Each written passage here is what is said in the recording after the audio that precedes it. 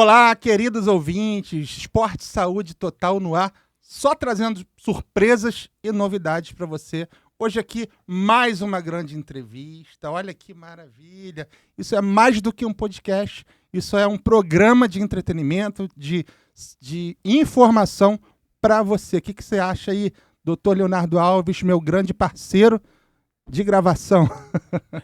Olá, pessoal, tudo bem? Mais uma vez aqui com o Esporte Saúde Total. Vamos apresentar, trazer um colega, um amigo e um xará para poder estar contando um pouquinho da história dele dentro da fisioterapia, o caminho que ele trilhou. E vamos falar um pouquinho de esporte, de lazer, Saúde. que todo profissional tem que ter, né? A gente vai fazer uma viagem, né? Na verdade, uma viagem histórica e falar do mundo, né? De tudo um pouquinho. Posso chamar, Léo? Vai, mano. Ele é diretor tesoureiro do Crefito 2, diretor técnico da Aflux Saúde, assessor da direção do Hospital Federal dos Servidores do Estado, professor de pós-graduação e não dá para ler tudo, etc, etc, etc. Vamos receber aqui com muito carinho o doutor professor Leonardo Fonseca. Aê, garoto! É garoto porque ele tem uma cara de jovem, né, Leonardo? Eu sou jovem. Amanhã é meu aniversário, inclusive. Ah, é? Ih, Pô, cadê o bolo? Cadê o bolo? Pois é. Parabéns, vamos bater parabéns. Seja bem-vindo. É muito satisfatório ter você aqui. Estamos muito gratos pela sua presença. Obrigado pela participação. Eu que agradeço. É um prazer estar aqui com vocês, batendo esse papo. Já tive com o Léo em outra oportunidade.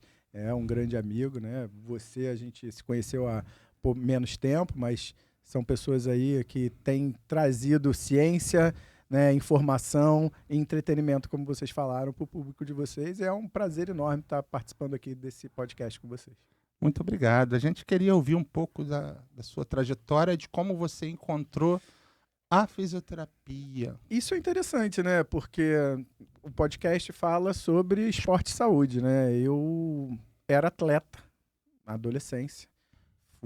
Apesar de não ter uma estatura muito grande, eu fui jogador de basquete do Tijuca Tênis Clube, aqui atrás. Pedrão? Pertinho. Era o Pedrão ou não? Não era o Pedrão, não. Na época não era o Pedrão, não. E joguei seleção carioca, né? Alguns campeonatos, fui campeão algumas vezes aqui no estado. Então, aí fiz uma lesão de joelho, aquela história toda. E foi a primeira vez que eu tive contato com a fisioterapia, de forma muito incipiente. Naquela época ainda não... já tem bastante tempo. Os clubes não tinham esse suporte, eu tive que fazer fisioterapia fora. E foi quando eu me interessei pela fisioterapia e resolvi trilhar o caminho da fisioterapia, fazer, né? Estava no final ali do ensino, o atual ensino médio. Você é daqui do Rio de Janeiro mesmo? Daqui do Rio de Janeiro. Sim. Nascido em São Cristóvão, bairro Imperial, carioca da gema. Filho de português e mãe brasileira. Então, aquela mistura bem carioca. E aí resolvi fazer a fisioterapia com foco em trabalhar com o esporte, né? Só que dentro da faculdade eu tinha um professor que dizia que quem pensava na fisioterapia, brincadeira, vou gerar polêmica agora, mas quem pensava na fisioterapia é quem trabalhava na área hospitalar, na área de terapia intensiva. Vocês devem conhecer Guilherme Alves, do Fundão, grande Guilherme, que foi quem começou a me provocar para ir para a parte mais Foi um desafio para você que ele fez? Não foi nenhum desafio. Olha só como é que eu tô, né? Já antigo, né? Já vintage. Na minha época, fisioterapia e terapia intensiva era uma matéria eletiva na faculdade. Então, ele provocava a gente no sentido da gente fazer a matéria que ele dava, né? Então, eu acabei fazendo a matéria dele e fui fazer um estágio. Na época, até indicado por ele, até uma provinha, eu fui fazer um estágio no Hospital do Andaraí com a Roberta Moedo e Patrícia Schelles. Roberta, que hoje está no hospital ali na Barra, oh meu Deus, Lourenço Jorge. Isso foi qual ano, mais ou menos? Tem tempo? Tem tempo. 98, 99. Uau. E Patrícia Schelles, que hoje está no INCA. Né? Então, são duas grandes profissionais que estavam recém-formadas à época também, né? A gente não tem muita diferença de idade. E eu acabei indo para o CTI do Andaraí fazer estágio com elas. E aí me apaixonei pela área mais hospitalar, por essa área. Foi assim que eu vim parar dentro da fisioterapia, né? É engraçado isso, né? Porque quando a gente fala de fisioterapia, até hoje o pessoal não vê o fisioterapeuta dentro da área hospitalar e tratando de patologias diferentes, que seja a neuro ou a traumato, né? Que foi da onde a fisioterapia começou a crescer. Hoje você fala, ainda, na pandemia melhorou um pouquinho essa divulgação do papel do fisioterapeuta dentro da terapia intensiva, mas falar o fisioterapeuta dentro de um hospital, dentro do CTI, então eu pergunto, o que vocês fazem lá dentro? Você podia responder isso? Então, é uma pergunta interessante que eu escutei a vida inteira, né, Léo? Já são indo para 24 anos de formado, né, e trabalhando em terapia intensiva. Na verdade, trabalhei em terapia intensiva, sei lá, durante 16, 18 anos, depois acabei indo para a área de gestão e sempre foi a pergunta que me faziam, né? E aí, só para contextualizar, né, só para a gente lembrar, nessa época que eu queria fisioterapia no esporte, a gente estava falando de um momento onde o Romário tinha acabado de ser recuperado pelo Filé, nosso colega aí até hoje, atuante. Newton Petrone, né? Newton Petrone. E Ronaldinho Fenômeno estava sendo recuperado também daquela lesão catastrófica que depois culminou com 2002 a gente sendo campeão mundial, né, de futebol. Eu até no meu episódio eu falo justamente isso, né? Que eu entrei nessa área. E eu participei dessa recuperação de 2002 do Ronaldinho. Eu não cheguei a trabalhar com esporte. Eu acabei indo direto para a área hospitalar. Mas aí, respondendo a tua pergunta, né? O foco do fisioterapeuta, independente da área de atuação, ele é o foco na funcionalidade. Então, dentro do hospital, o nosso objetivo vai ser entender com qual funcionalidade esse paciente entrou, entender que a gente precisa tentar manter o máximo dessa funcionalidade num período de internação, mesmo que ele tenha uma internação crítica, né, de uma doença grave, e, sempre que possível, recuperar, né, ele, ou mantê-lo da mesma forma que ele entrou, conseguir recuperar e botar ele de volta na sociedade com uma funcionalidade adequada, né? E aí, seja ela na parte respiratória, motora, qualquer que seja, o profissional dentro do hospital, ele acaba, mesmo o profissional da terapia intensiva, tendo que ter uma visão bem ampla dos processos de reabilitação de forma geral, dos processos funcionais de forma geral. Eu hoje acabo defendendo, assim, dentro de uma gestão hospitalar, de um serviço de fisioterapia hospitalar robusto, eu acho que nós deveríamos ter, né, vários especialistas, né, que pudessem ajudar a gente a avaliar e observar o paciente dentro de cada uma dessas áreas, como você falou, da neuro, da própria ortopedia, né, da parte respiratória ou mesmo do doente crítico, e que ele pudesse ajudar, seja o fisioterapeuta generalista, né, seja aquele sujeito que trabalha só na área hospitalar, que não dentro de uma terapia intensiva, a encaminhar o processo de reabilitação do paciente dentro daquelas que são os déficits funcionais que ele tem. Entendeu? Mas eu acho que você já entrou um pouquinho também na área de gestão agora. Acaba que está no sangue, né? O que você acha que está faltando? Por exemplo, parece que a maneira de você gerir um serviço, uma assistência de fisioterapia hospitalar, você vê o paciente como algo de mercado, né, por algumas instituições. Parece que é. Como é que você acha que seria a solução da gente sobressair nisso de uma maneira de enxergar o paciente mais, de uma maneira mais dinâmica para a necessidade do paciente? É engraçado isso, né, Hélio? Porque, assim, falando um pouquinho do histórico, né, vou te responder essa pergunta, Sim. mas só para você entender.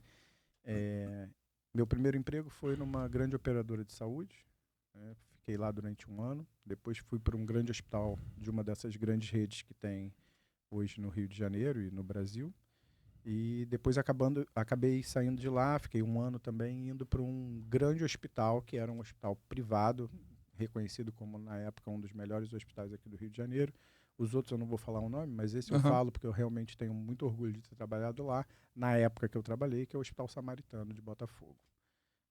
Esse hospital, ele era gerido por médicos, profissionais de saúde, mas não era um hospital de rede, né? Muito tempo depois ele acabou sendo vendido por uma dessas grandes redes também. Então o foco ele era de fato no paciente. A experiência que eu tive trabalhando por uma grande operadora de saúde é que cada paciente era um número, não era uma pessoa. Não era o Hélio, não era o Léo, né? Eles são tratados assim, né? Tipo, você tem que atender tantos, a quantitativa é tantos. E no Samaritano, na época que eu não sei como está lá hoje, tá? Então não estou falando, mas eu saí de lá em 2010.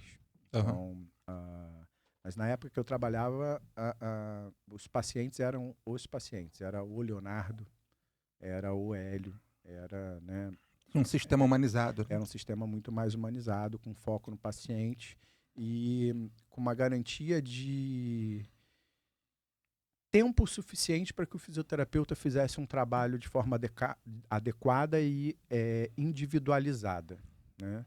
Muitas vezes, o que nós vemos hoje, eu não estou dizendo que é a realidade em todos os lugares, mas é aquela coisa que você falou, a quantidade, o número X, eu preciso atender tanto, num período tanto de horário, que muitas vezes vai contra aquelas coisas que a gente tem, inclusive em regulamentações do nosso Conselho Federal, dizendo quais são os parâmetros assistenciais para garantir um mínimo de qualidade na assistência. Então, e aí em algum momento eu presto um concurso público, vou para um hospital federal do Ministério da Saúde, que não tinha o histórico de ter fisioterapeuta. Eu faço parte da primeira equipe de fisioterapeuta. Eu chego num segundo momento, né? Chegam 10 fisioterapeutas primeiro, 6 meses antes, e depois eu sou o 11º.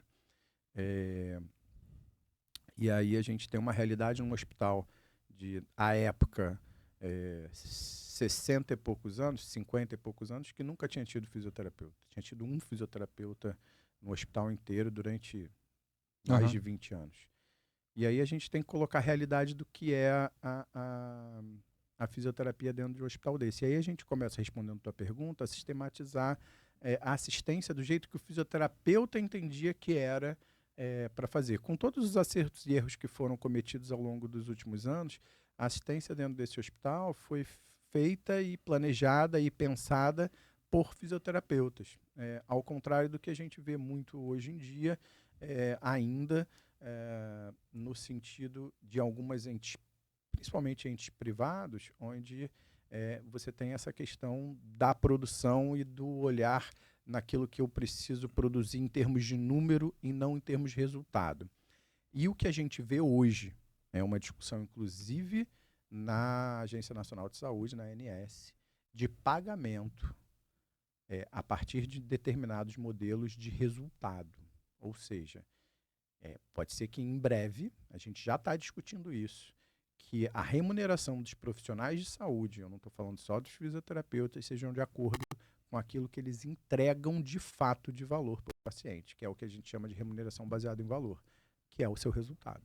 Me diz uma coisa, você acha que isso pode ser um meio termo aí entre ter aquele atendimento personalizado, que muitas das vezes ele é mais custoso, até porque acaba pedindo muito exame, que não tem uma padronização, cada médico faz um procedimento diferente, cada profissional faz um procedimento diferente, a gente começar a ter uma padronização para entregar qualidade, entregar resultado, tá baseado em ciência, para dar um resultado baseado em valor. Você acha que isso pode ser um meio termo ainda ou ainda está longe disso? Eu acho que esse é um caminho. Eu acredito de fato que esse é um caminho. Eu acho que alguns padrões são inevitáveis na gestão de um hospital, por exemplo, como que eu trabalho, que é um hospital de 500 leitos. Se você não consegue padronizar determinadas coisas, você não consegue gerenciar, né? E aí a gente vai lá, volta atrás em Peter Drucker, né? O que a gente não consegue olhar, não consegue medir, não consegue gerenciar, você não consegue ver o resultado, né? Então a gente só gerencia aquilo que a gente consegue medir. Então alguns padrões eles são de fato necessários.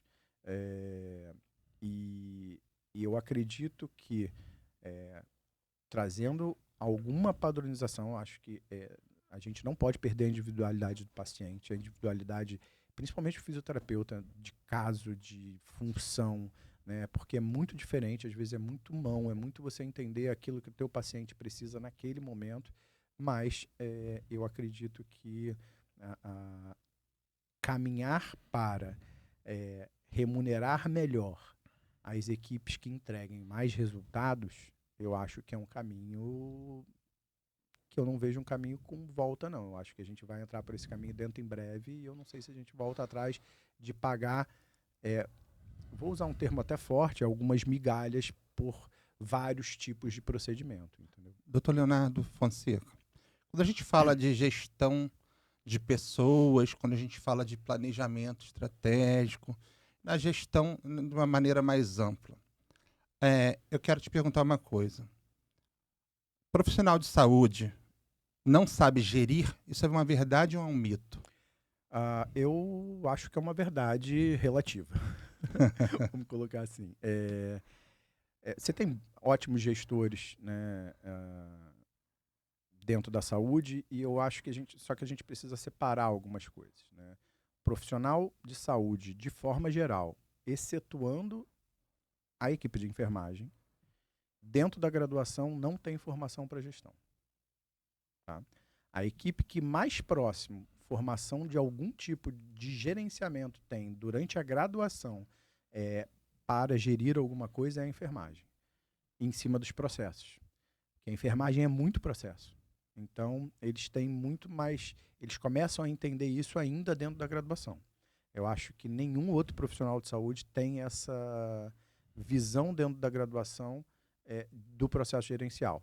E aí, de forma geral, o que a gente vê ao longo das últimas décadas é que você pega e isso aconteceu comigo, e aconteceu com vários outros colegas que eu vi, você pega um profissional com bom resultado assistencial,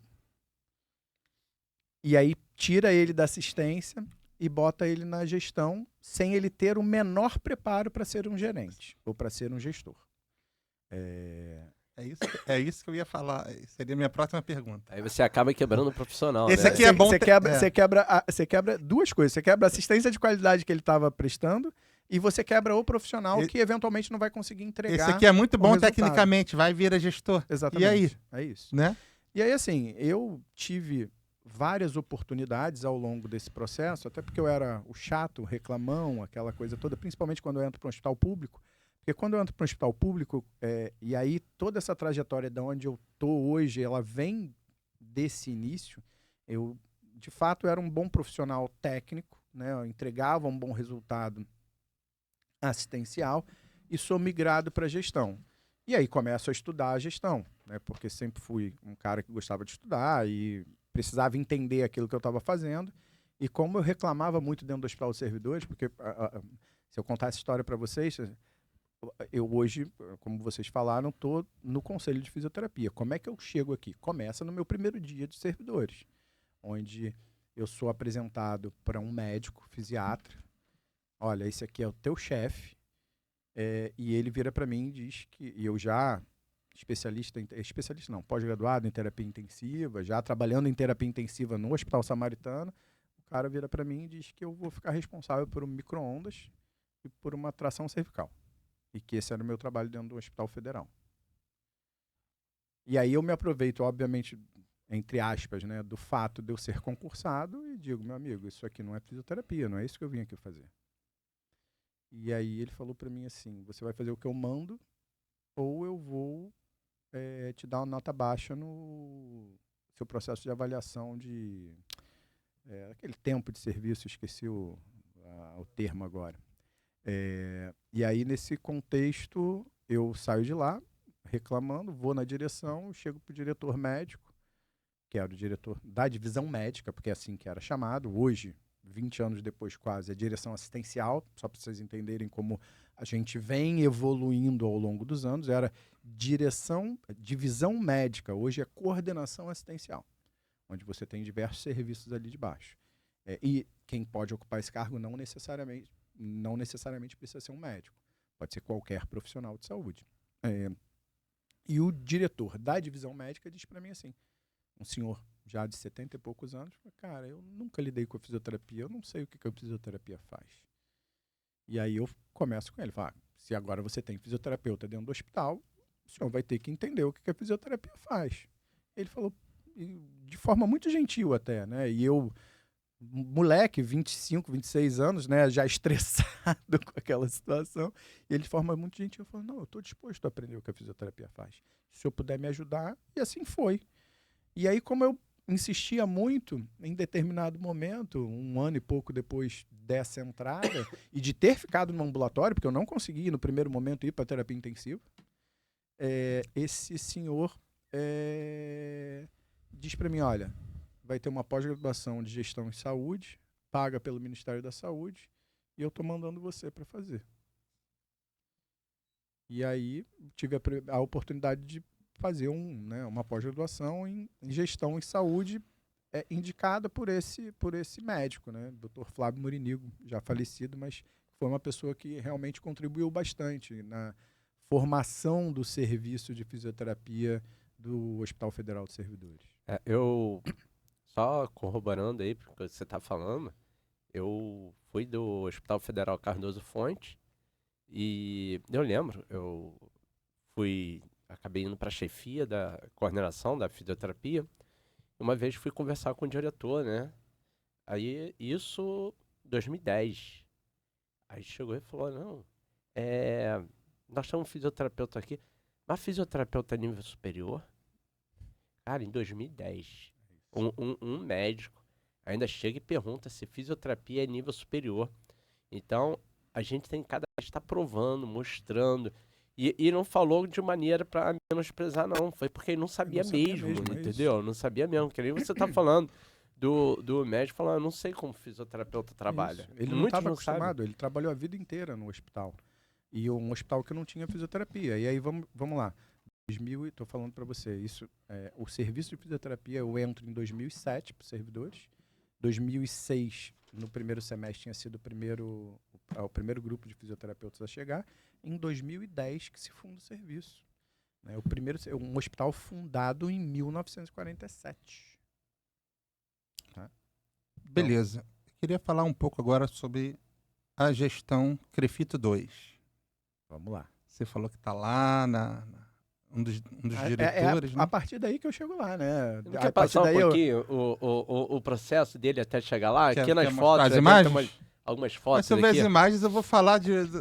Vai lá. Não, mas solta porque, na verdade, aí chega. Aí eu começo a brigar para ter o serviço de fisioterapia nos servidores.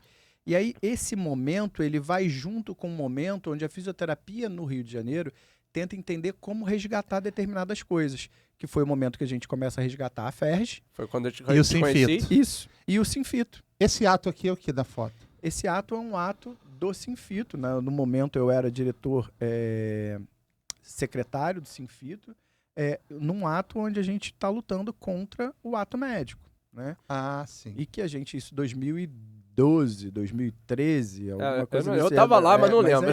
Quem está desconhecido aqui é o Diego, né? Diego, Thiago Xavier, o nosso grande amigo falecido Newton. Ali atrás tem o Antunes. Diego, Rafael Floriano ali atrás no cantinho. Aí já me chato sem óculos. Aí outras pessoas que eu não vou lembrar. Aqui, ó, Guilherme Xerene lá atrás, ó. Tá vendo? Aqui, ó. E várias outras pessoas que, né, tiveram aí nessa luta com a gente. Isso foram semanas e meses, na verdade quase um ano de briga com relação, de luta com relação contra o ato médico. O Leandro Azeredo mostrou fotos assim também no foi 2010 aqui, né? 12, creio que, porque a gente já estava na gestão do Sinfito, a gente vai para a gestão do Sinfito em 2010. Você estava aqui no megafone? Estava no megafone. Você estava gritando aqui no megafone. Tava gritando Veta Dilma? Não, Veta Dilma, não ao ato médico. E graças a Deus a gente conseguiu o veto de alguns. Eu coloquei. Pode girar, eu coloquei aqui no podcast que o Hélio me convidou, né? Eu coloquei a foto da posse, aquela que nós fizemos lá no centro. No sindicato lá, do sindicato. Que nós já abrimos o livro e tomamos posse do Sinfito e da FERJ. Exatamente. Eu trouxe, inclusive com a assinatura. Essa foto eu quero, do Diego assinando, do Leandro assinando. Pessoal, quem gosta da história da fisioterapia, assista também o episódio que eu entrevistei o Leonardo Alves, que a gente também fala muito sobre a história. Vamos lá? Aí você vê aqui uma foto nos servidores com um grupo de fisioterapeutas à época, né? É essa menina que hoje é uma baita fisioterapeuta, foi nossa primeira estagiária no hospital. Qual o nome dela? Essa pergunta não se faz, Hélio. Essa pergunta não se faz mesmo. Rafaela. Viu? E foi uma... assim, essa foi a primeira equipe. Então tá aqui a Daniele, que é a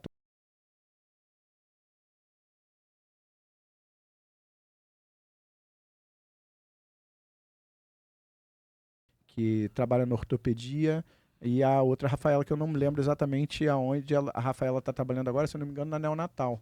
Né? E aqui uma foto com o nosso grande amigo Newton Júnior, que ele faleceu, infelizmente, mas que foi um dos grandes articuladores, inclusive, da congregação da atual gestão do CREFITO 2, né? Junto com o Rubens, que estava no sindicato com a gente, um movimento que a gente fez uma caminhada especificamente com relação à fisioterapia domiciliar, a valorização da fisioterapia domiciliar, né? Então, isso aí é um pouquinho da trajetória. É assim, nessa briga, nessa luta pela fisioterapia, que a gente tenta, e a gente fica imaginando o que a gente podia fazer, né? Então, isso a gente já conversava lá atrás, em 2007, 2008. 2008. Que foi quando começa o movimento de tentar valorizar novamente a fisioterapia. E a gente queria mudança na fisioterapia. Isso, e a gente queria algumas mudanças. E aí, em 2014, a gente tenta a eleição para o conselho, não sai bem sucedido, sai com segundo lugar, e existiam várias oposições. Quando chega em 2018, por articulação do Newton e hoje do nosso atual presidente, Dr. William Raio Silva, a gente consegue congregar os grupos que estavam, na época, em oposição e fazer uma chapa e consegue sair vencedor do pleito e começa a atual gestão do CREFITO 2. Então, é um caminho de luta desde lá de trás, quando não tinha o serviço de fisioterapia nos servidores. Porque a primeira coisa que eu fiz quando eu cheguei nos servidores e não tinha o serviço foi procurar o conselho à época, né? Até fui recebido na época pela doutora Rita, uma das presidentes, que me aconselhou de diversas formas e que o conselho teve lá e conseguiu que a gente nomeasse o primeiro responsável técnico, que no caso acabei sendo eu. Mas foi a única ajuda que a gente conseguiu do conselho. A gente não conseguia pressionar de outras formas. Então foi muito movimento político dentro do hospital mesmo para conseguir o serviço de fisioterapia. Não, e eu acho interessante isso aí que eu falo para todo mundo, né? O pessoal chega, fica reclamando. Reclama do CREFITO, reclama do CEFITO, reclama das associações, reclama de tudo. Aí no final, o que você está fazendo para mudar isso? Reclamando. Só fica reclamando. Foi o que nós pensamos. Quando nós nos juntamos, o pessoal todo não se conhecia. Exato. E nós vamos falar, cara, começou um falar com o outro, vamos fazer um evento na UERJ, vamos fazer um evento agora na Estácio, na Veiga, eu não lembro qual foram os lugares, que nós fomos juntando o nosso grupo, fortalecendo o grupo e mudar alguma coisa, e lutar para mudar. Então, ficar só reclamando não vai fazer mudar nada. Não adianta. Se você não está satisfeito com a situação que está agora, se junta, pega um grupo, junta e tenta mudar, tenta melhorar. Acho que tudo aí está para melhorar. Acho que o exemplo, eu vejo a foto aí, a maior parte do grupo estava lá atrás em 2007, para só em 2018. E outra coisa também é esse imediatismo, né? Todo mundo quer tudo para ontem. Não se constrói as coisas de uma hora para outra. Não se constrói as coisas sozinho e não se constrói as coisas de uma hora para outra. É um tijolo de cada vez. E a gente continua botando um tijolo de cada vez. Entendeu, Léo? Aí eu não tem jeito. Eu vou ter que lembrar do meu padrasto, que é uma das melhores pessoas que eu conheço, Lenine. Casou com a minha mãe. Enfim, um cara sensacional. E que ele sempre disse: meu filho, você só vai colher aquilo que você planta. Então, se você começou a plantar, você vai botar 200 sementes, algumas vão germinar e algumas poucas ainda plantas vão gerar algum fruto lá na frente. E aí você vai ter que, desse fruto, sobreviver e continuar plantando. Então, a gente está plantando até hoje, Léo. Então, assim, eu não costumo falar de gestões anteriores, né, por uma questão muito ética minha. Então, o que eu posso dizer dessa gestão é que o que a gente tem tentado fazer é escutar todas as ideias. Eu estou aqui sentado com você, todo mundo sabe. A gente, em 2018, estava cada um em uma chapa. Quantas vezes a gente já falou para você e abriu a porta, o que você acha que precisa ser feito? Porque é isso, eu não tenho todas as soluções, não tenho todas as ideias, e um grupo de 18 pessoas não vai ter. É muita pretensão um grupo de 18 pessoas achar que vai saber o que é o melhor para 40 mil pessoas no Rio de Janeiro. Não, eu quero estar todo mundo junto, escutando todo mundo junto. Entendeu? Vai. Leonardo, chegou no ponto exato Não, que eu queria. Peraí, deve Eu falar. quero fazer uma pergunta para ele. Não, só concluir conclui aqui. aí, conclui. Não, só concluir. É justamente isso que eu quero dizer. Em vez de ficar reclamando, bate lá na porta. É isso. Seja na porta do conselho, seja na porta do sindicato, seja na porta do seu vizinho, em vez de só ficar reclamando, vá lá, dá ideia, conversa. As portas estão abertas para receber. Então, o fisioterapeuta tem que entender isso, cara, que não adianta. Hoje eu estava conversando no hospital e falando, por que a fisioterapia não vai para frente? Cara, porque um não defende o outro. Um não se junta para poder ganhar para a fisioterapia. Então, a ideia é unir, juntar e dar proposta. É o que você está falando. A porta está aberta. Basta ir lá.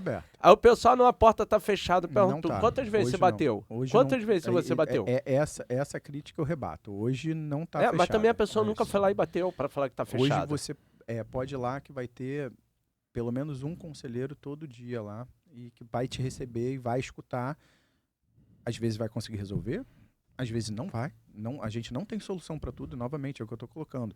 Existem impedimentos legais, existem uma série de coisas em vários tipos de luta, né? Vou dar um exemplo. A gente hoje briga pelo piso salarial. Semana passada eu estava em Brasília, graças a Deus a gente conseguiu dar aprovação por completo na Câmara, o piso está indo para o Senado. Mas hoje a gente não pode abrir um processo aqui no Rio de Janeiro, por exemplo, contra uma empresa ou contra alguém que não pague o piso salarial, porque não é prerrogativa do Conselho. Então a gente precisa encaminhar isso para o sindicato. E aí é o que o profissional precisa entender.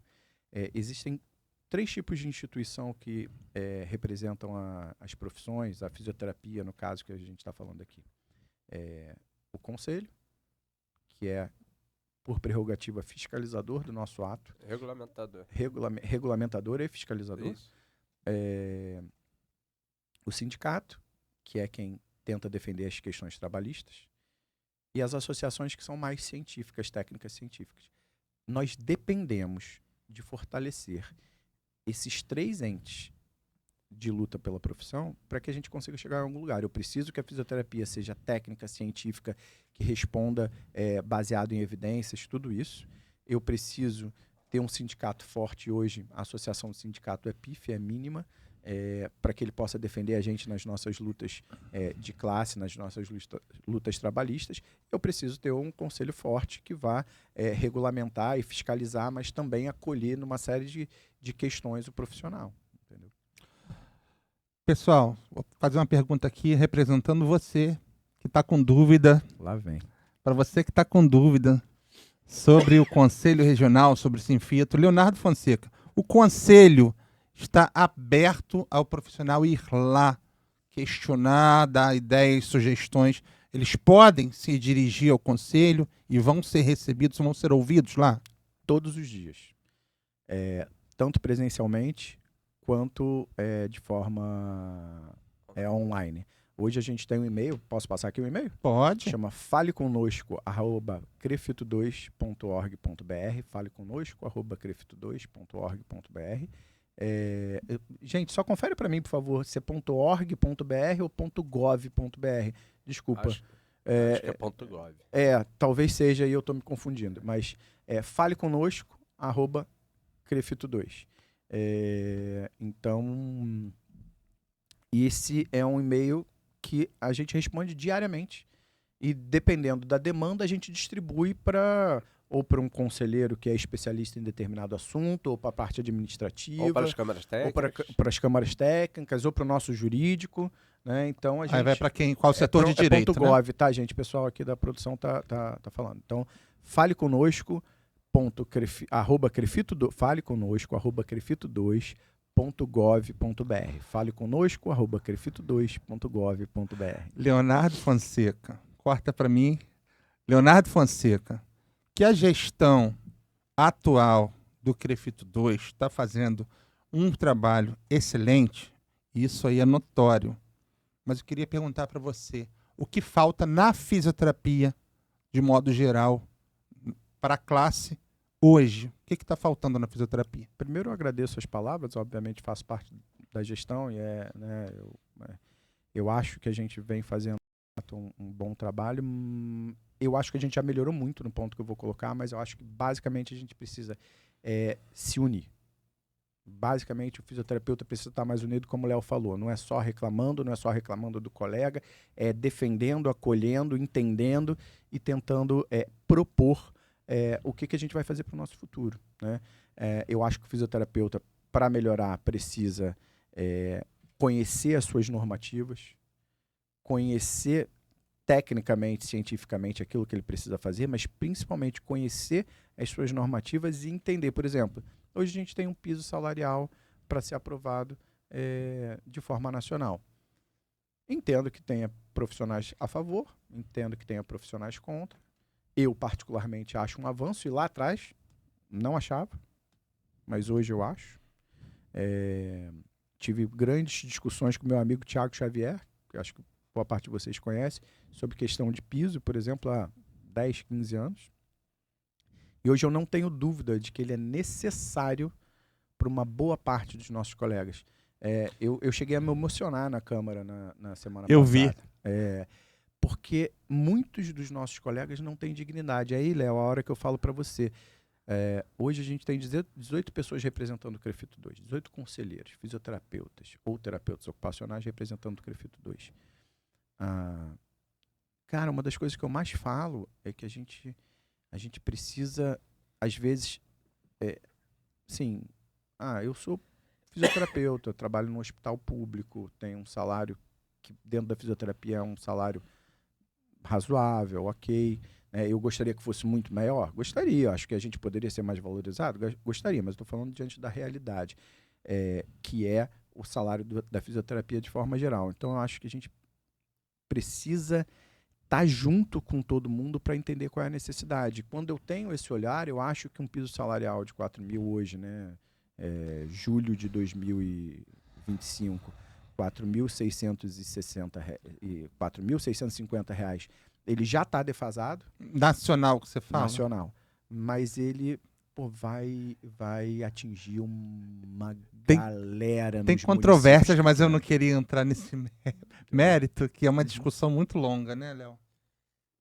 Na verdade, assim, eu acho muito legal aumentar o piso. Já teve PL colocando salário até maior do que 7, 9 mil, acho. Isso. Mas, quase 8 mil. Eu acho o seguinte, quando se fala em piso, o pessoal tem que entender que piso é lá embaixo. É lá embaixo. Tá? É o mínimo. É o mínimo. Então, aí eu pergunto, hoje em dia é pago o mínimo para o fisioterapeuta? Aqui no piso salarial do Rio de Janeiro, as clínicas, ela paga o mínimo para os fisioterapeutas? Essa é a realidade? Então, Léo, deixa eu te responder essa pergunta. Eu vou dizer para você, não é a realidade. Muitas clínicas não pagam. Mas isso melhorou bastante, Léo. Tudo bem, mas se não paga o mínimo de 3.000, se não paga um mínimo de 3.200, acha que vai pagar um mínimo de 4.000 e pouco? Então, vamos lá. Vou chegar nesse ponto. Eu tenho certeza que muitas clínicas não vão pagar, muitos lugares não vão pagar. Só que vou te dizer o que aconteceu na realidade. Novamente, eu acabei de dizer aqui, inclusive de discussões que eu tinha com o nosso colega Thiago, e eu tinha uma posição contrária ao piso, né? E eu acho que o profissional ele precisa se valorizar, né, entregar resultado para ele, de fato, ter um melhor rendimento daquilo que ele faz. Eu concordo plenamente com isso, sempre foi assim que eu agi na minha carreira. E eu acho que o profissional, de forma geral, ele pode se empoderar mais para que isso aconteça. O que acontece hoje é quando a gente aprovou o piso para R$ 1.600 em 2010, aqui no Rio de Janeiro, as pessoas tinham carteira assinada, uma boa parte delas. Eu tinha, com R$640. E R$640, era isso. Eu tinha, minha carteira tá lá. É isso, R$640. Então a gente mudou a realidade de muita gente naquela época. Hoje, e a partir de 2017, o que acontece? Né, a gente tem que contextualizar as coisas. Acontece uma reforma, inclusive esse projeto que a gente está votando agora do piso, ele já tem data de 10 anos, né? Não é de agora. Mas em 2017 a gente passa por uma reforma trabalhista, onde o processo de terceirização ele passa a ser legal. Ele já existia anteriormente, mas muitas vezes o Ministério Público do Trabalho conseguia bater nessas questões, e agora ele passa a ser legal. Então agora, a minha negociação é direto com o empregador. E muitas vezes como CNPJ. Não estou dizendo que eu concordo com isso, estou dizendo qual é a realidade. Então o que adianta o piso nisso? Nesse sentido, não. Só que quantos profissionais têm, por exemplo, concursados numa prefeitura, que nem eu tive hoje, com uma prefeitura do interior do município do Rio de Janeiro? Numa cidade que tem 18 mil habitantes. Deve ter 2. Não, tem 40. Não. Isso aí, E aí eu consigo garantir o piso para esse cara. então, o piso valoriza. Não, valoriza. Não, Sim. não, Sim, não, sim, não. sim. Não, porque a própria... Não, deixa eu te explicar. Sim, e a própria lei, né, junto com a PEC 24, ela garante de onde vai sair o recurso, e esse recurso para pagar a complementação desse salário vai vir de verba federal. Então você tem que ir no próprio governo federal, que tem contratos onde não pagam piso. Sim. Por conta da lei de responsabilidade fiscal. E não paga o piso. Então, vai lá, no Cardoso Fontes tem, vai nas UPAs tem. Mas você viu quanto lugares. eles pagam para o médico? Não é por conta da responsabilidade fiscal, Léo. Não, eu sei disso, mas Olha eu tô só, falando que eles fogem da lei. Não, vamos lá. A parte pública foge da lei. Eu vou garantir. Por que pagam um CTU pro médico R$11 mil hoje? Porque tá sem médico. Sim. E porque o médico, não é só porque tá sem médico, participa do processo de contratação dentro de um hospital federal há anos. Porque o médico não aceita. Não aceita porque, assim... Entende onde é que está o empoderamento? O problema do médico, por exemplo, a minha esposa, você sabe que é médica. Sim. Ela não vai trabalhar no hospital público porque ela fala, mesmo ganhando muito, ela fala, não tem recurso, eu não quero trabalhar lá. Sim. E com ela tem muitos médicos que falam a mesma coisa, que não vão.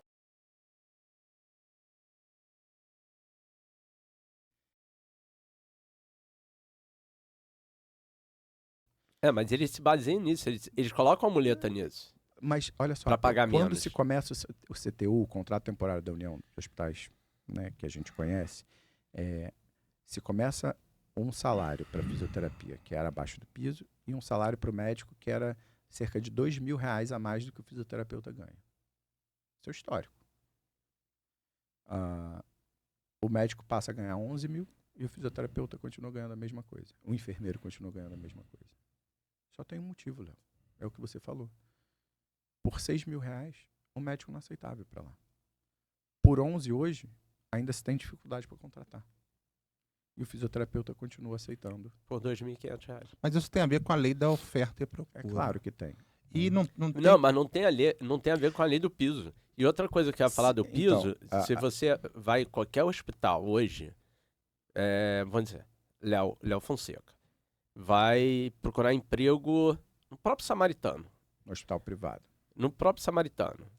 Você vai começar, mesmo você com as suas pós-graduações, com mestrado, com tudo, você vai começar a trabalhar com piso. Não necessariamente. Só se você não aceitar. É isso. Mas você não é contratado. Sim. Tipo, na meio da pandemia, entraram em contato comigo, colocando um valor lá. Aí eu falei, cara, é sério que vocês estão me oferecendo isso ou é uma piada? Eu coloquei no e-mail mesmo. É sério que vocês estão me oferecendo isso ou é uma piada? Eu tenho 4 pós-graduações, tenho um mestrado e vocês estão me oferecendo isso. E mais de 20 anos de terapia intensiva. Então. Ah, não, mas você... Aí responderam e-mail. Não, mas você vai ter direito ao plano de saúde. Eu falei, cara, plano de saúde eu já tenho. Eu pago meu Eu plano não de saúde, preciso, graças cara. a Deus. Né? Então, assim, mas ao mesmo tempo, Léo, eu vou te botar uma realidade, assim, por isso que eu hoje defendo. Eu acho que para profissionais como os profissionais dessas prefeituras dos pequenos municípios, no interior do Brasil e tal, isso vai gerar uma dignidade para esses profissionais que é sem comparação ao que eles têm hoje. Ao mesmo tempo que te oferecem uma miséria em determinados hospitais, eu tenho o exemplo de um colega agora, onde uma grande empresa ofereceu mais de R$30 mil para ele largar tudo que ele estava fazendo para ir trabalhar com ele. Mas como fisioterapeuta? Como fisioterapeuta. Fisioterapeuta assistencial? Como fisioterapeuta assistencial de um hospital. Então, assim, Ou o gestor? Não, fisioterapeuta assistencial. Não é gestor. Não. 30 mil para ser fisioterapeuta. Para ele fazer toda a parte de protocolo, de tal, de um Então ele não é hospital novo. assistencial, ele é na parte Não, é assistencial. de pesquisa. Não é pesquisa. Ele vai fazer a administrativo, você gerência faz. assistencial. Então Sim. na parte de gestão, na parte de processos. Gerência assistencial. Processos. Não, eu não estou falando por exemplo, eu hoje estou no hospital. Protocolos, POPs. Eu hoje estou na direção de um hospital. Eu não estou na direção assistencial. Estou na direção dura de um hospital. Na direção, gabinete da direção.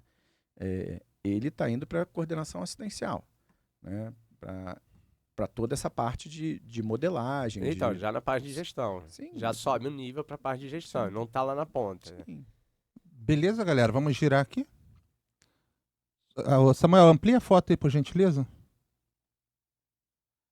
Volta aquela lá rapidinho. Volta a anterior rapidinho, por favor. Tem como voltar aí? Pessoal, essa aqui é o Leonardo Fonseca. Ainda vou comentar isso. Ele teve uma mudança aí na fisionomia geral. Não tinha barba. Tava diferente. Mas se você olhar as fotos lá da época de sindicato, eu tinha barba já também. Mas aqui, olha a diferença. Aí ele tinha 10 anos, cara. Pô, ele foi lá com o pai dele no Crefito e falou, pode Esse tirar aqui foto. é o Leonardo Fonseca, galera. Esse aqui, ó. Tá todo bonitão. Não que ele esteja feio hoje, tá mais lindo ainda. Mas tá diferente pra caramba. Ia mandar um abraço ali pro João Magalhães. Não tava com a gravatinha borboleta. Ainda não, né? Ele não tinha Mas mudado, olha, ele tava né? com a gravata. Ele ainda tava usando e não usando. Um abraço, querido. Passa aí, Grande Samuel. amigo, grande professor. Uma pessoa que E aprende todo um abraço dia. aí pra toda a equipe aí, né? É verdade. Pode pular aí, Os grandes Samuel. parceiros. Conta pra gente aí. Então aqui... Aquele evento ali. Aquele evento ali é quando a gente recebe o Crefito 2 recebe a medalha Pedro Ernesto na Câmara Municipal. Câmara dos Vereadores. Câmara dos Vereadores, isso, no Rio de Janeiro. Então foi nesse evento, e aí alguns colegas receberam também uma moção de reconhecimento. Isso, sei lá, 2012, 2013, não me lembro exatamente. Você tem uma paixão por motos, né? Amo. Esse traje aí? Esse é um evento interessante, né? A gente estava falando um pouquinho aqui no off. Existe um evento mundial, se eu não me engano, em maio, que é um passeio de moto que recolhe fundos e que tem o objetivo de chamar a atenção para a saúde masculina, né? Câncer de próstata e a própria saúde mental masculina. E aí, nesse caso, era um passeio e você tem que ir todo engravatadinho e tal, não sei o quê. Show. Você falou que tem que ser o padrão tem que ser inglês, né? o padrão inglês. É porque esse ride, esse passeio começou na Inglaterra, em Londres. E aí isso replicou por várias cidades do mundo. E é só com motociclista ou tem... Só motociclista. Só motociclista. Antigamente, inclusive, era só moto clássica. Hoje que tá, assim, qualquer motociclista, tal, de preferência as clássicas, mas qualquer moto hoje. Sim. Aí a gente fazendo campanha de doação de sangue no hospital, na verdade, a gente aproveita normalmente o mês de outubro, que é o mês da fisioterapia, e abre a possibilidade da doação de sangue, e faz uma campanha da doação de sangue comemorando o mês da fisioterapia em outubro no Hospital de Servidores. E aí a gente lá dando exemplo, né, tentando doar também. Lembrei agora do nosso amigo Rogério Uta, que ó, o pessoal foi em peso lá. Peso lá para para fazer doação e mandar um abraço para ele aqui. Mandar um abraço para ele, para a família, que ele se recupere e para toda a família. A gente tá todo mundo torcendo por ele. E aqui? Isso aí foi um momento interessante, né? Eu tive a oportunidade, acredito, o agraciamento de ser convidado pela Abrace para ser um acadêmico da Abrace, que é a Academia Brasileira de Ciências, Literatura e Arte. Então virei um acadêmico, ocupo a cadeira 42. E aí a gente estava no Congresso Nacional, né? O meu colega, né, foi ministro do STF, e a gente recebeu uma medalha de comemoração de 115 anos da Abrace. Foi, se eu não me engano, abril desse ano, maio desse ano. Uma foto bem legal. Muito bacana, parabéns. Muito, muito interessante estar com figuras que a gente sabe que são muito relevantes no cenário nacional. Né? Fala um pouquinho da terapia do sono pra gente. O que eu queria saber qual a importância dessa terapia do sono? Então, na verdade, o sono ele é um dos pilares da própria Organização Mundial de Saúde, que a gente chama de qualidade de vida, né? Então, eles falam hoje de 3 pilares, indo para 4, que é primeiro é atividade física, não necessariamente nessa mesma ordem, mas vamos lá, alimentação saudável, atividade física e sono de qualidade, né? E hoje a gente já está falando também no cuidado com a saúde mental. Então, só para a gente trazer uma estatística básica, hoje isso com estudos comprovados, diversos, inclusive estudos nacionais também, que replicam a realidade de estudos do mundo afora. Hoje a gente tem aí cerca de 30 a 32% das pessoas com a possibilidade de ter algum tipo de distúrbio de sono, chegando a praticamente 1 bilhão de pessoas ao redor do mundo, né? Então, isso já é um problema de saúde pública, né? Então, quando a gente não dorme bem, independente do motivo, hoje a gente tem mais de 88, 90 distúrbios de sono já descritos.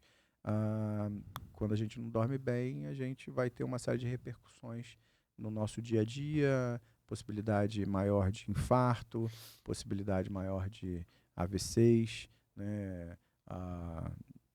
Dislipidemia associada, a possibilidade de você, né, não metabolizar bem o carboidrato e começar a ganhar peso, e aí você incorre numa série de comorbidades, levando a sua saúde para um lugar onde não é onde a gente quer que esteja, né? E me diz uma coisa, distúrbio de sono é só para quem não consegue dormir, não é isso? Não. Como não? Na verdade, quem não consegue dormir pode ter alguns distúrbios específicos, né? Por exemplo, a insônia, que é um dos mais comuns que a gente escuta falar já há muito tempo, que é o aumento da latência do sono, ou seja, a dificuldade de você pegar no sono ou você acordar durante a noite e ter essa dificuldade de pegar no sono novamente. Mas, por exemplo, o distúrbio mais prevalente, que é uma das coisas que o fisioterapeuta pode e deve trabalhar, né, é a apneia obstrutiva do sono, onde o paciente dorme, acha que está dormindo, só que ele não está dormindo de fato, né? Ele tem vários microdespertares durante a noite, fazendo com que ele não tenha o repouso necessário, né? Não alcance as fases necessárias do sono para que ele tenha um bom desempenho no dia seguinte. E há uma hipóxia muito grande também, então a possibilidade dele infartar nesse momento, dele ter um AVC, a necessidade dele usar eventualmente num hipertenso mais medicação, né? Por exemplo, a segunda maior causa de hipertensão refratária à medicação é a apneia obstrutiva do sono. Posso falar? Pode. Doutor Leonardo Fonseca, quando fala assim, né? Parece que vai vir a pergunta. Doutor Leonardo Fonseca, a sua aparência mudou muito. Não estou dizendo que ficou melhor ou pior antes ou depois, mas parece que você era uma pessoa, se transformou em outra pessoa. Então, mas que houve? Saiu uma pessoa de dentro de mim. O que houve? Quais os efeitos psicológicos disso? Você se olha no espelho e você fala assim, poxa, tô diferente pra caramba. Você se reconhece assim? Não, mas peraí, antes disso, faz uma timeline aí, uma linha do tempo, mostrando que você falou que era atleta de basquete. Isso. De repente, o que aconteceu pra você se A transformar vida, de né? novo, né? O que aconteceu, a vida. Então, era isso. Eu era atleta, né? Treinava ali na adolescência, início da idade adulta, sei lá, 4, 6 horas por dia. E então, consumo calórico absurdo, né? Metabolismo lá em cima, como todo jovem. E, obviamente, comia igual vorazmente, vamos dizer assim, né? E gostava de comer, né? E aí, no momento onde que eu me formo e começo a trabalhar e não treinar mais e não fazer nada disso, eu continuo comendo do mesmo jeito, né? E aí eu saio de 75 quilos para, no final, antes da cirurgia, eu acabei fazendo uma bariátrica, a 140, quase 145 quilos. E como é que estava a sua saúde nessa época? Você se sentia Tomando limitado? Você... 8 comprimidos por dia, hipertenso, dislipidêmico, totalmente limitado, com dificuldade até de fazer algumas brincadeiras com meus filhos. Eu ainda, nesse final, eu tentava manter alguma atividade física, mas era muito difícil. Muitas dores, você sente dor na coluna, sente dor nos joelhos, né? Para exercer qualquer tipo de atividade. Então, o que eu estava comentando com vocês antes de abrir as câmeras, né? Foram 10 anos de luta contra a obesidade. Eu costumo dizer hoje, Léo, assim, eu acho que isso é legal de falar, porque talvez tenham pessoas que assistam e que você possa entregar alguma coisa. Eu sempre digo que eu continuo sendo um obeso em tratamento.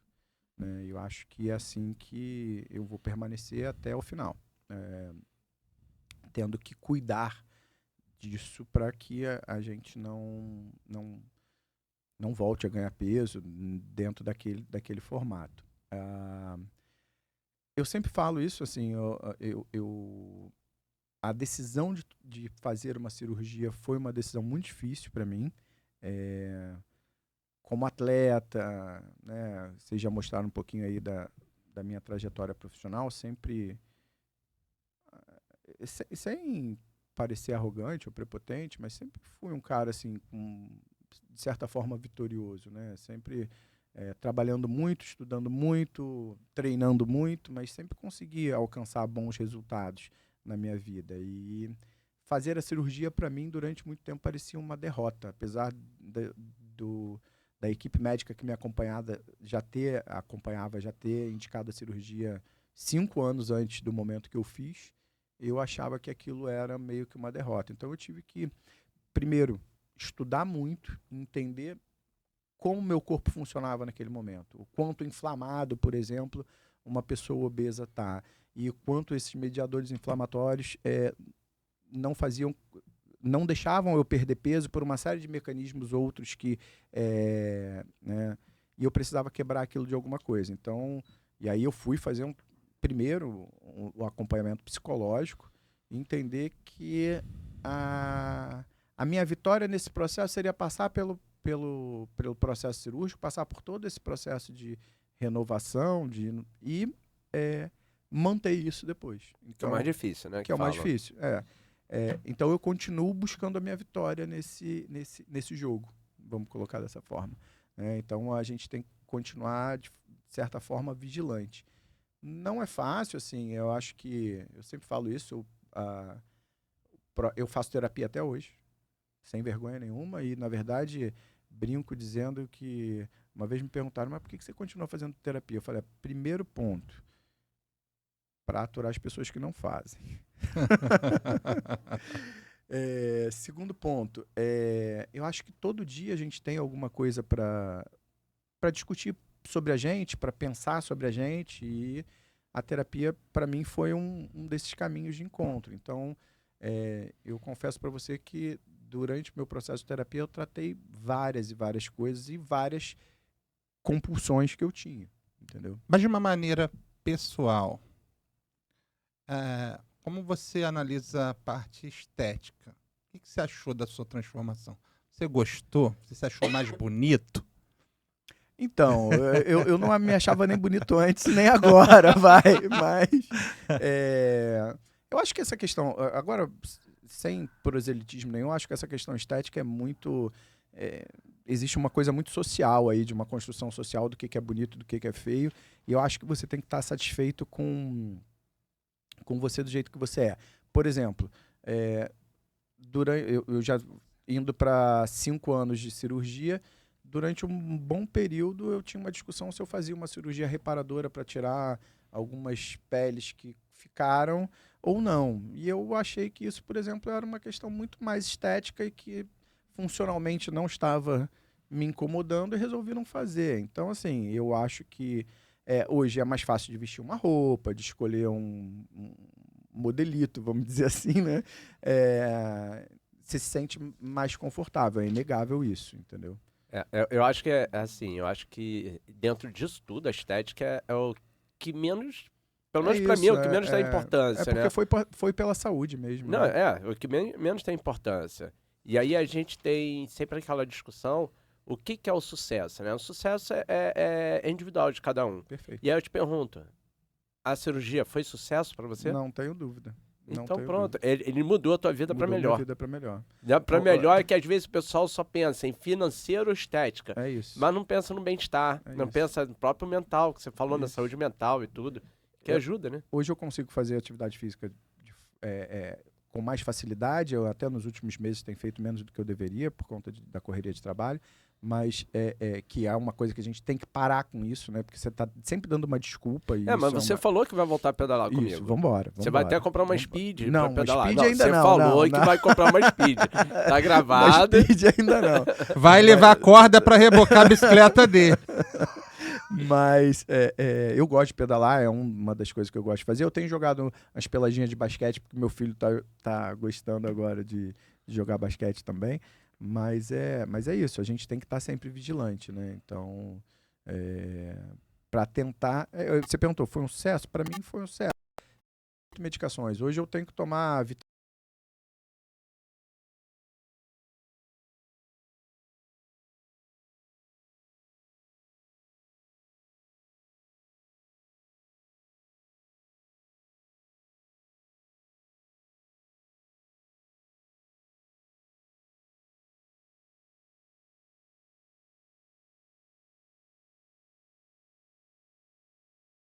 Tá? Claro. Uma palavra. Não, pode ser uma Uma frase frase. curta ou uma palavra. Sentou aí, já era, né, irmão? Agora não tem pra onde correr. Quem é Leonardo Fonseca? Quem é Leonardo Fonseca? É uma pessoa esforçada, um pai de 2 filhos, 2 meninos, que tenta fazer o bem ao redor para que fazer o melhor possível para que a gente vá contaminando ao redor, entendeu? Acho que é isso. Como você define essa nova fase da sua vida? Complexa como todas as outras. Estar fazendo 45 anos amanhã, por exemplo, tá num... Seja bem-vindo. Pois tá num momento de pensar determinadas coisas, o que você fez até aqui, o que você quer para daqui a mais 20 anos, 30 anos, mas já dá para olhar um pouquinho e dizer assim, poxa, aí ó, tem alguns anos de construção, né? São quantos anos de carreira mesmo? 24. Formei com 21. Um hábito que você não abre mão?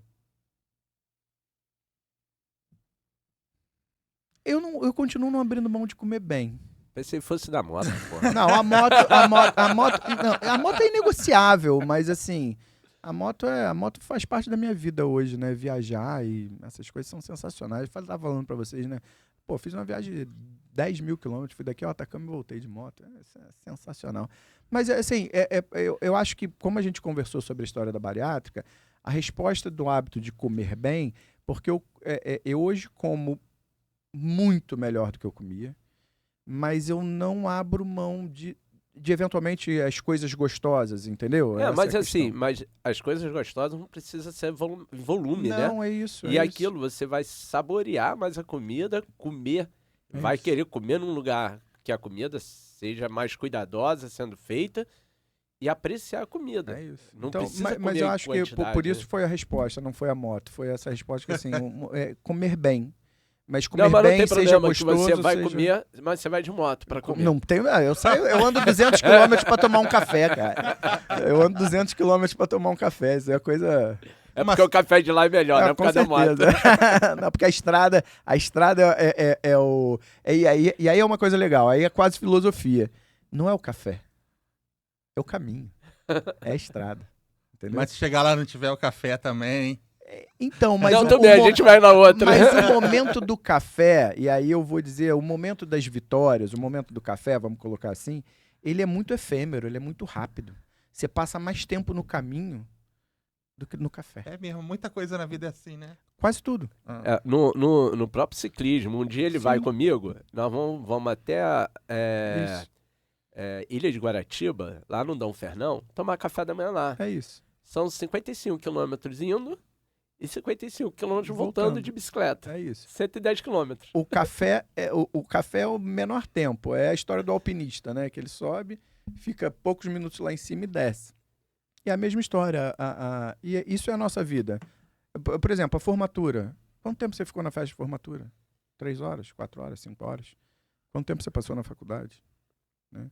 Então, Com hoje certeza. você está aqui, mas quanto tempo você levou para chegar até aqui? Hoje, pô, eu estou sendo convidado por vocês. Esse momento é fantástico, né? Se eu estou aqui convidado por vocês, é porque algum reconhecimento a gente conseguiu gerar ao longo do processo, mas são 24 anos para chegar até aqui. Então, eu não dispenso mais o caminho, e isso é uma filosofia. Não dispenso mais o caminho. O caminho, para mim, é o mais importante. Entendeu? Uau. Uma série ou um filme que te marcou? Eu sou apaixonado por Star Wars, né? Ah, Tenho até garoto. tatuado na perna.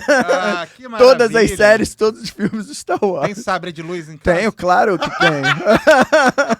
Claro que tenho. Tenho fotos lutando de sabre que com meus beleza, filhos, cara. Vai vídeos e assistir o tal. Superman agora? Que tá no cinema, Meu filho foi assistir com a namorada. Não sei se eu posso dizer que é namorada, mas a amiga dele agora foi assistir. Eu vou ter que assistir sozinho. Mas eu sou bacana, cara. Eu sou fã apaixonado de por Star Star Wars. Wars. Sou apaixonado Qual o por Star Wars. melhor Star Wars pra você? Mudou É o foco. difícil, né, cara? o Império Contra-Ataca, o Império né? Contra-Ataca. Não tem Certamente igual. Império Contra-Ataca. Império Contra-Ataca, meu Deus do céu. Que filme. Império Contra-Ataca. Eu acho que mas o cinema só existe pra passar esse filme. eu não tenho dúvida disso. Inclusive, olha só. Ontem eu estava vendo Império Contra-Ataca com meu filho mais velho, que tá de férias. Eu cheguei em casa e ele falou pra mim, pai, vamos ver o Império Contra-Ataca de novo? Eu falei, claro. Na hora. Não tem muito tempo que eu assisti, não. Deve ter umas 2 semanas. É isso. Muito bom. Inclusive, o arco filosófico embutido do Star Wars é fantástico também, né? Porque a filosofia é outra coisa que eu curto muito. Mas Ser fisioterapeuta pra você é? uma dádiva, é um presente. É um presente de Deus. Eu realmente acredito tocar as pessoas da forma que a gente toca e poder gerar algum conforto e levar alguma dignidade para as pessoas que estão normalmente em momentos de como eu posso dizer, em momentos de delicadeza, né? Em momentos de muita vulnerabilidade, essa talvez seja a palavra, eu acho que é uma dádiva, é um presente de Deus. Se não existisse fisioterapia, qual seria a sua profissão? Fisioterapeuta. Mas se não existisse? Não, assim, eu não me vejo... É engraçado porque hoje posso dizer que eu sou empresário, que eu sou professor, né, empresário em ramos diversos, mas uma das minhas paixões, mesmo depois da cirurgia, é cozinhar. Então, eu talvez fosse um cozinheiro. Você tem fé? Tenho fé. Tenho fé. Acredito que existe alguma coisa além que está aí olhando e tomando conta da gente, de alguma forma. Beleza. Você quer deixar algum recado para os nossos ouvintes, para quem está nos assistindo? É só olhar para aquela câmera, deixar também suas redes, se você quiser divulgar também alguma Bacana. coisa. Só olhar para ali e deixar um recado para o pessoal que está nos assistindo. Bom, É um prazer estar aqui primeiro. Então, muito obrigado pelo convite, novamente, Léo, Hélio. Minhas redes sociais é @drleofonseca, @drleofonseca, meu Instagram. Tem outras redes sociais que aí vocês vão achar lá, porque eu só sei dessa, mas meu pessoal de mídia já abriu o TikTok, essas coisas que eu não faço a menor ideia, nunca nem entrei. Mas eu respondo, tá? Então, se mandar mensagem lá, eu respondo. E lá tem todos os outros meus contatos. Um recado pessoal. Vou dar um recado especificamente para os fisioterapeutas, né? Acho que outras pessoas aqui assistem, então... mas eu acho que persistência é tudo.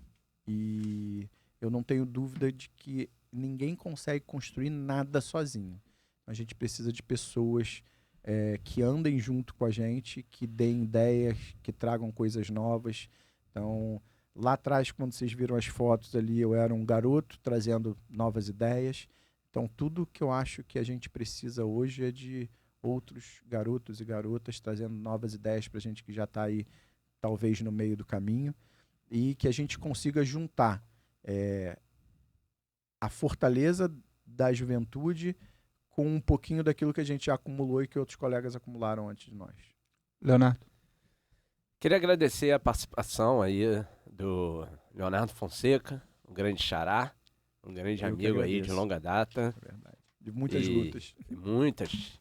E é isso mesmo, a gente tem que sempre incentivar o pessoal a crescer e ensinar outras pessoas a ocuparem o espaço que nós estamos hoje, né? Porque a gente não vai estar aqui para sempre e a gente precisa que criar outras pessoas estejam aqui, tá? Então, obrigado, parabéns pela sua história. Eu que agradeço. Parabéns por todo esse caminho que você fez. Parabéns para vocês pelo programa também, tem sido bacana, eu tenho acompanhado. E é isso, acho que vocês abrem uma porta para a gente divulgar um pouco das nossas histórias, um pouquinho do caminho e, né, fazer com que as pessoas entendam que elas podem participar de todo esse processo que a gente está falando aí de valorização das nossas profissões. Antes de agradecer ao Dr. Leonardo Fonseca, eu queria pedir para você se inscrever no nosso canal, curta esse episódio, envie para todos os colegas, compartilhe e deixe um comentário lá também, tá? Valeu, Dr. Leonardo Fonseca, muito obrigado pela participação, obrigado por ter vindo aqui conversar conosco, obrigado pela luta pela nossa profissão, obrigado pela sua trajetória e foi excelente, foi maravilhoso ter você aqui, foi muito proveitoso, eu acho que o pessoal de casa vai curtir demais e eu não esperava menos, né? Leonardo Fonseca, para você, Esporte Saúde Total. Obrigado, pessoal. Valeu! Câmera central. Valeu, obrigado. Valeu, gente. Obrigado aí pela oportunidade.